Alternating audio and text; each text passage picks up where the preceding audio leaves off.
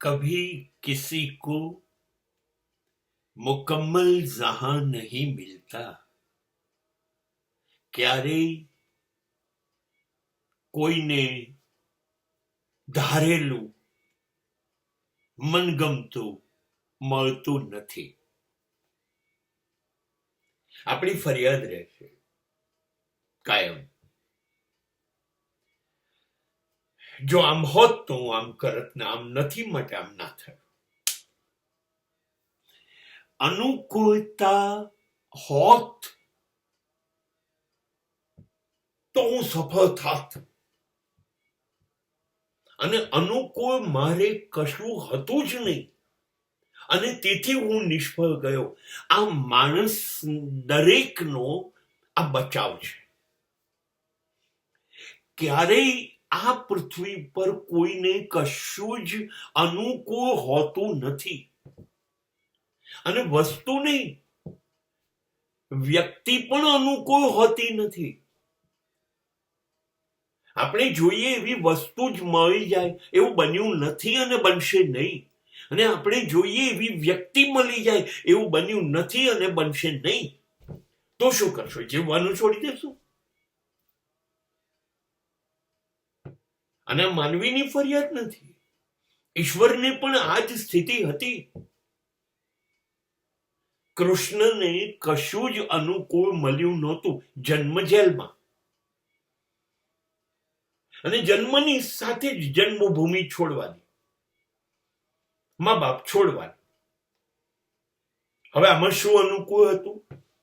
અને એ યોગેશ્વર બન્યા. રામને શું અનુકૂળ મળ્યું? શ્રેષ્ઠ પુત્ર તરીકે રાજા બનવાનું હતું. એ દિવસે જંગલમાં જવું પડ્યું. જંગલમાં પણ લોકોએ શાંતિથી રહેવા ન દીધા. જંગલમાંથી પણ રાવણ એની પત્નીને ઉપાડી ગયા. અનુકૂળ તો દેવતાઓને નથી મળ્યું કશુંય. તમે દરેકનું જીવન તપાસો, કોઈને અનુકૂળતા મળી નથી.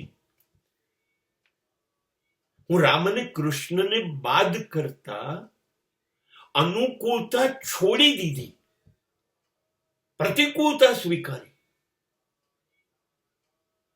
એવા બુદ્ધ અને મહાવીરની વાત કરું છું.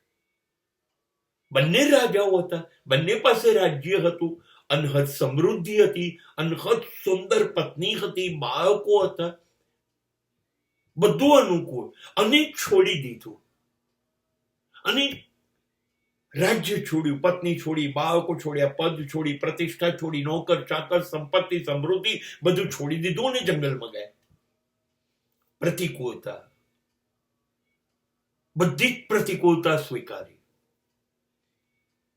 અને ત્યારે મહાવીર અને બુદ્ધ આજે એમના પછીના 2500 વર્ષ પછી પણ આ પૃથ્વી પર પૂજાય છે. પ્રતિકૂળતામાંથી કૃષ્ણ પૂજાયા, પ્રતિકૂળતાને કારણે. રામ પૂજાયા પ્રતિકૂળતાને કારણે. બધું અનુકૂળ મળે છે. એ લોકો ક્યારેય શ્રેષ્ઠ સાબિત નથી થયા. બધું જ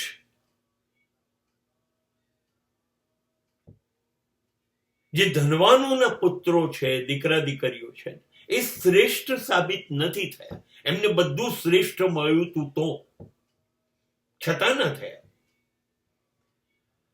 એટલે બધું અનુકૂળ મળે એવી કોઈ શક્યતા નથી. અને માણસે એવી આશા ના રાખવી કે મને બધું અનુકૂળ મળે અને બધા મને અનુકૂળ થાય. હું વિચારું એવા થાય, હું વિચારું એમ એ લોકો કરે, બધા મારું ધાર્યું કરે, બધા મારું મનપસંદ કરે. આ શક્ય નથી. તમને ગમતી નહીં વસ્તુઓ મળે કે નહીં વ્યક્તિઓ મળે. આ નર્યું સત્ય છે. અને આ આપણે લોકોએ સ્વીકારવું પડશે. અને પછી કોઈ પણ બહાનું કાઢીને બેસી જઈશું કે આવું થયું, તો સમજવાનું કોઈ મને પ્રતિકૂળ નથી, હું જ મને પ્રતિકૂળ છું. કોઈ મને નડતું નથી, હું જ મને નડું છું. કશું ખૂટતું નથી, બધું જ મારામાં ખૂટે છે. અને ત્યારે જ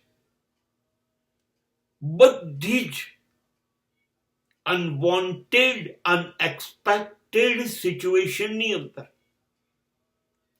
તમે ખીલી ઉઠશો. તમે દરેક લડાઈ, દરેક પડકાર, દરેક ચેલેન્જમાં બહાર સંઘર્ષ કરીને આવશો. અને ત્યારે તમે સૂરજ જેવા ચમકતા હશો. જો ને, લાખો કોશિશ કરે વાદળો ઢાંકી દેવાની, તો પણ સૂરજ બહાર આવે જ છે અને વાદળો હારી જ જાય છે.